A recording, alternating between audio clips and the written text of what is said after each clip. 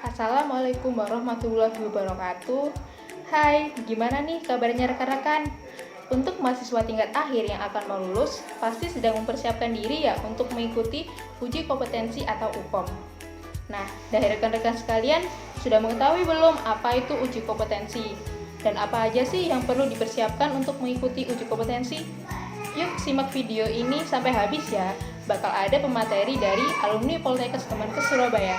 Di sini kita akan menjelaskan mengenai apa sih UKOM itu. Menurut UU Permendikbud nomor 2 tahun 2020 tentang tata cara pelaksanaan uji kompetensi mahasiswa bidang kesehatan, uji kompetensi atau yang biasa kita sebut dengan UKOM adalah proses pengukuran pengetahuan, keterampilan, dan perilaku peserta didik pada perguruan tinggi yang menyelenggarakan pendidikan tinggi bidang kesehatan. Uji kompetensi merupakan salah satu syarat kelulusan mahasiswa bidang kesehatan dari perguruan tinggi. UKOM menjadi syarat kelulusan di perguruan tinggi, yang artinya kalau belum lulus UKOM, mahasiswa belum akan diluluskan dari kampusnya. Ini maknanya sama juga dengan exit exam. Akan di yudisium atau di wisuda ketika sudah lulus UKOM.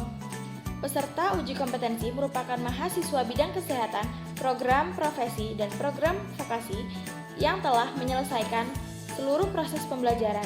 Jadi, untuk seluruh mahasiswa diwajibkan menuntaskan masa kuliahnya terlebih dahulu. Penentuan kelulusan mahasiswa bidang kesehatan dari perguruan tinggi sebagaimana dengan proporsi penilaian adalah yang pertama, program vokasi dengan indeks prestasi kumulatif sebesar 60% dan uji kompetensi sebesar 40%.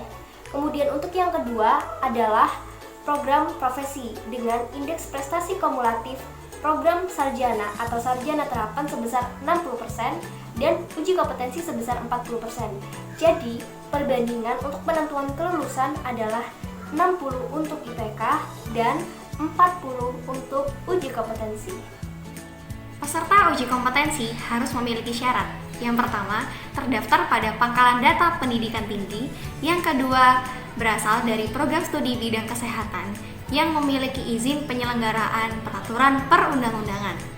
Uji kompetensi diselenggarakan oleh perguruan tinggi yang bekerja sama dengan organisasi profesi. Jadi, diselenggarakan oleh perguruan tinggi yang bekerja sama dengan organisasi profesi yang terkaitnya. Misalnya, jurusan kebidanan bakalan bekerja sama dengan IBI. Hasil uji kompetensi diumumkan secara terbuka oleh Komite Nasional Uji Kompetensi melalui laman resmi Kementerian.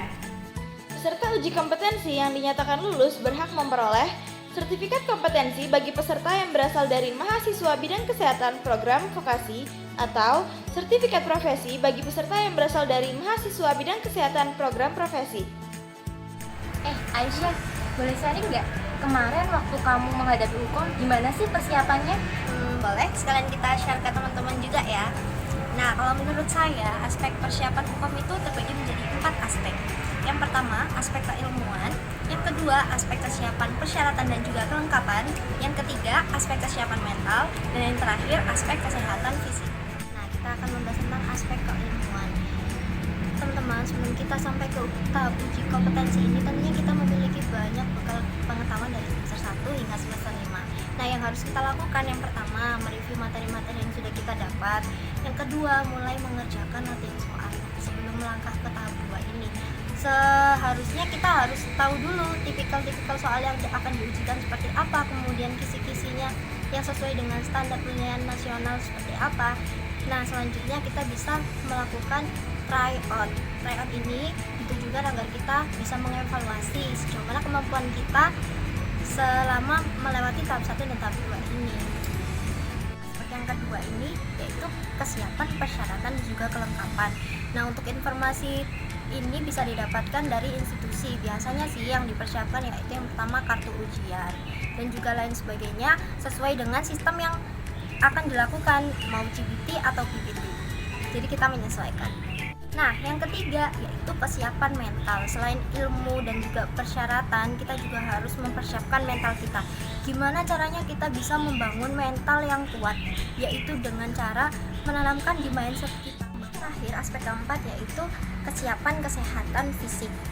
Nah, kesehatan fisik ini sangat penting sekali teman-teman, apalagi kita berada pada masa pandemi seperti ini. Kita harus pintar-pintar gimana caranya kita harus tetap sehat, sehat jasmani dan rohani. Selain fisik juga gimana caranya kita terhindar dari stres-stres yang akan mempengaruhi kesehatan diri kita sendiri. Teman-teman, 4 aspek ini harus diperhatikan dan juga harus seimbang ya.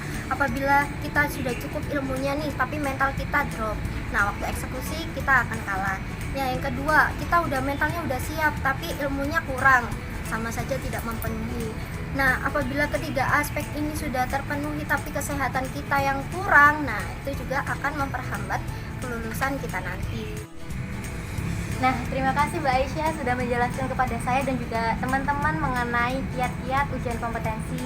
Nah, di sini saya ingin sharing juga nih kepada teman-teman gimana sih tips dan trik buat kita agar kita bisa kompeten dalam ujian kompetensi.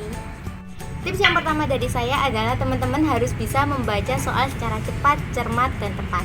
Maksud cepat di sini adalah teman-teman harus bisa membaca soal dengan cara screening. Maksudnya agar teman-teman bisa mendapatkan gambaran umum dari soal. Dan yang kedua, teman-teman harus bisa membaca secara cermat, yaitu teman-teman harus bisa mencermati setiap soal dan menganalisis setiap soal agar teman-teman mendapatkan data fokus dari soal. Dan yang ketiga adalah tepat. Jadi teman-teman harapannya ketika selesai membaca soal, teman-teman dapat menemukan jawaban yang tepat. Jangan lupa akhiri pengerjaan soal dengan berdoa agar mendapatkan hasil yang maksimal. Sekian yang dapat kami sampaikan. Semoga video ini bermanfaat dan dapat membantu rekan-rekan sekalian dalam mempersiapkan ujian kompetensi mendatang. Tetap semangat, jangan lupa berdoa, dan terus belajar. Wassalamualaikum warahmatullahi wabarakatuh.